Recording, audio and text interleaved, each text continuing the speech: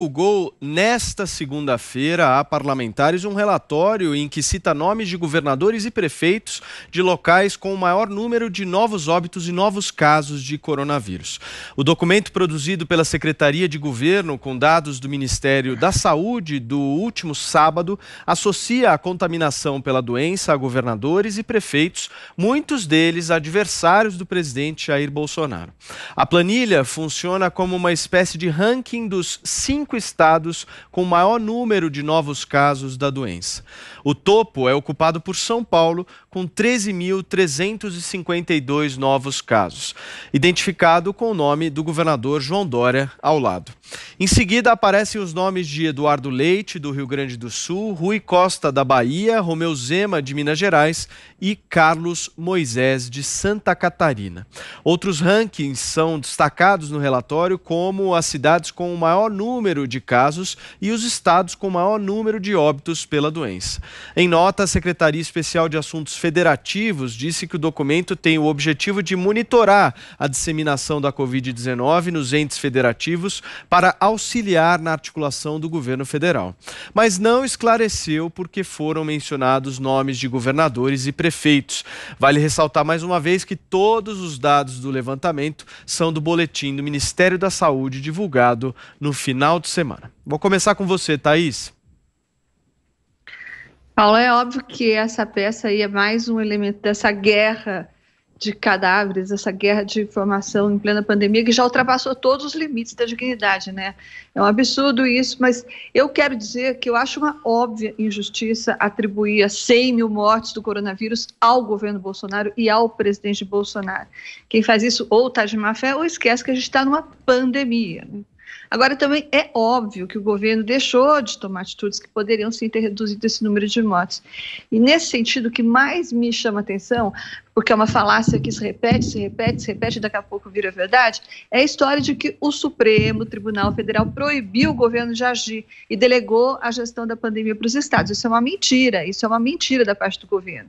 O que o Supremo decidiu em abril, tem que ficar bem claro isso, foi que governadores e prefeitos, eles tinham sim autonomia para determinar que medidas restritivas cada local iria tomar durante a pandemia. Então, eles poderiam definir, por exemplo, quais as atividades, se o comércio ia ser suspenso, não ia ser suspenso, as escolas iam funcionar, não iam funcionar, que serviços iriam ou não iriam ser interrompidos. Ou seja, o Supremo Tribunal Federal decidiu que não cabia ao governo do Bolsonaro, o governo federal, decretar medidas de interesse local. Só isso, nada mais do que isso. Então, essa decisão do STF não impediria, por exemplo, de forma alguma, que o governo Bolsonaro tomasse medidas que poderiam sim ter reduzido as mortes. Por exemplo, testagem em massa, por exemplo, quarentena rígida, por exemplo, rastreamento de contatos, como, aliás, defendeu fazer o ministro Taixo breve, né, o ministro Nelson Taixo, assim que ele botou o pé lá, ele disse que a coisa mais importante era ter informação, era ter rastreamento de contatos, de modo a reduzir o circuito de expansão do vírus.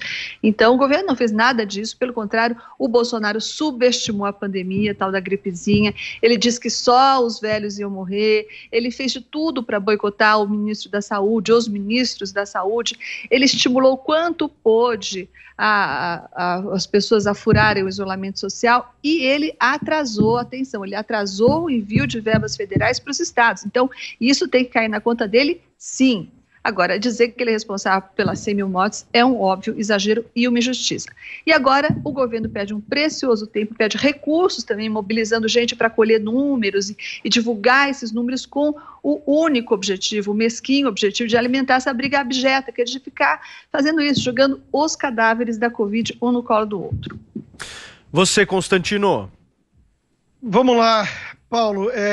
Veja, está circulando hoje, até com base no portal da transparência, né, registro do cartório, que 50 mil mortes desapareceram. O próprio Guilherme Fiuza mencionou isso no Pingos nos Is, né? Quase 70% das mortes em relação ao ano passado teriam sido curadas, né, se todo mundo morreu de coronavírus, como está sendo computado para dar mais de 100 mil mortes. É legítimo desconfiar do número. O Telegraph, na Inglaterra, um jornal respeitado, sério, constatou, segundo um estudo, que tivemos 25 mil mortes supostamente de coronavírus, né, num período até maio, e 16 mil mortes teriam ocorrido por doenças que não foram tratadas justamente por medidas como lockdown e pânico disseminado de gente que não foi para o hospital ou não foi se tratar. É claro que é uma prova contrafatual, você nunca vai saber, assim como você nunca vai saber de fato se dos 25 mil que morreram de coronavírus, eles iam morrer mesmo sem o coronavírus, né? Porque vários tinham comorbidades e por aí vai. Então, esse debate é muito complexo. E ele não vem sendo tratado de forma complexa por aqueles que politizaram a questão. Agora, tem um negócio. Politizaram a questão de um lado. E numa guerra, se só um lado pode atirar, o outro já perdeu. Então, o que o governo fez com essa coisa de botar o ranking dos governadores foi legítima defesa, foi reagir. Todo mundo vem aí numa campanha de responsabilizar o presidente pelas mortes, o que é absurdo, né? O que, inclusive, levaria à incoerência, porque o estado de São Paulo é o que teve de longe mais óbitos, e aí o Dória é enaltecido por uma boa gestão científica. Ao mesmo tempo, o Brasil como um todo seria culpa do presidente. A conta não fecha, não faz nenhum sentido. Aliás, só um parênteses, a mídia, né, o G1, estava lá destacando hoje na notícia sobre essa questão do governo, dizendo que o governo colocou números absolutos e que não pode, porque São Paulo é o estado mais populoso. Um dos poucos que fazia esse alerta quando a imprensa usava número absoluto para pintar um quadro ruim para o Brasil como um todo, tentando respingar no governo federal. Veja que muda a narrativa de acordo com os interesses ou o alvo, né? Agora, ou as reivindicações e a postura defendida pelo presidente foram adotadas, e aí ele é culpado, ou não foram, e ele não é culpado. Então, teve ou não teve isolamento? Como é que fica isso? O governo podia ter feito algumas coisas. Podia ter feito mais algumas coisas, testes e tudo mais. Mas veja, a decisão do STF foi grave sim, tá? A decisão do STF, como diz o próprio colega Fiuza, né, disse: caros checadores da verdade, vocês vão mesmo insistir na mentira de que o STF não tirou o poder do governo federal sobre o funcionamento da sociedade na pandemia? Vocês não viram as diretrizes federais barradas pela justiça em favor do lockdown dos estados? Então, como é que fica isso? Está todo mundo fingindo? Não, houve uma decisão do STF que esvaziou, sim, o poder do governo federal, para o bem ou para o mal. Aqueles que defendem os governadores científicos e o lockdown deveriam aplaudir. Agora, o que não dá é para adotar um padrão duplo. Eu só queria lembrar que, enquanto o governo é acusado de não ter feito nada, o que também é mentira, né?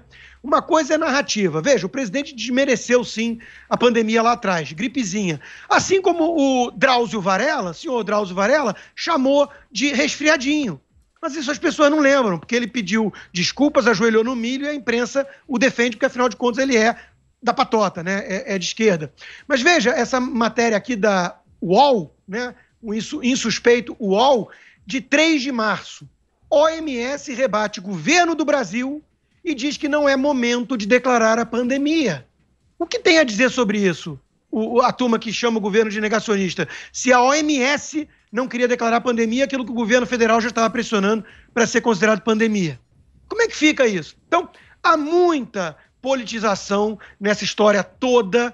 É absurdo o que está sendo feito para tentar culpar o presidente da República por 100 mil mortes. Isso é demagogia barata e o povo lá fora está percebendo. Então, a resposta vai nas urnas, para esse pessoal todo. Mandetta, Moro, Dória e companhia.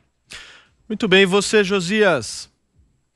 No instante em que o país está aí chorando mais de 100 mil mortos, o Planalto envia para os seus aliados no Congresso esse ranking vinculando a proliferação dos novos casos de Covid, novos óbitos a governadores e prefeitos.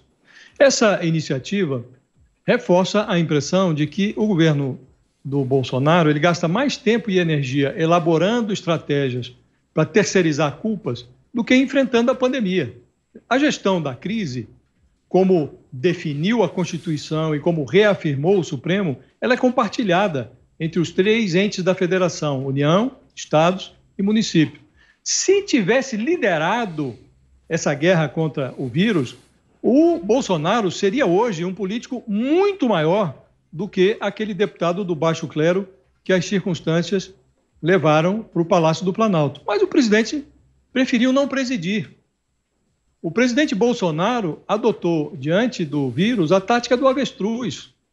Para não tomar conhecimento da realidade, ele enfiou a cabeça na sua presunção de superioridade, partindo de uma estratégia rudimentar, que é a transferência de responsabilidades para prefeitos e governadores. O Bolsonaro chegou a uma conclusão equivocada. Ele imagina que está blindado com essa estratégia contra os efeitos da ruína econômica. O Donald Trump cometeu o mesmo equívoco e está enfrentando agora dificuldades para se reeleger. A diferença em relação ao Bolsonaro é que a reeleição dele, ou a disputa pela reeleição, está um pouco mais distante, é só em 2022. Mas a crise econômica vem aí. E o responsável por ela é o vírus, não a estratégia adotada para combater o vírus. O Planalto ele não precisa se preocupar com a avaliação de governadores e prefeitos. Esses gestores estaduais e municipais, eles vão ser implacavelmente julgados pelos erros que cometeram na gestão da crise. Alguns, inclusive, não vão precisar nem esperar pela chegada das urnas. Já estão sendo chamados judicialmente, porque participaram ou foram cúmplices de assalto de verbas da saúde. Então, eles começam a ser avaliados já agora pela justiça, não vão nem esperar pelas urnas. O presidente ajudaria a si mesmo se cuidasse do seu próprio desempenho, que também vai ser avaliado pelos brasileiros. É notável o refinamento, o cuidado com que o Bolsonaro atingiu a irresponsabilidade sanitária. Nessa irresponsabilidade se misturam desde a desmontagem do Ministério da Saúde, que foi transformado numa unidade militar, até o estímulo a aglomerações, passou pelo incitamento à invasão de hospitais estaduais e municipais. Bolsonaro fez de tudo nessa crise. Se o Brasil fosse um país lógico, a pandemia teria estreitado inimizades políticas em nome de uma ação coordenada contra um inimigo comum. Mas, em vez disso, o vírus agravou essa nossa patologia que faz da política brasileira uma guerra de facções. Enquanto os governantes brigam, o vírus vai prevalecendo. É isso que o governo não enxerga. Então, esse relatório que o Palácio do Planalto encaminhou aos seus aliados no Congresso é mais um elemento a reafirmar, a confirmar essa patologia que transforma a política numa guerra de facções.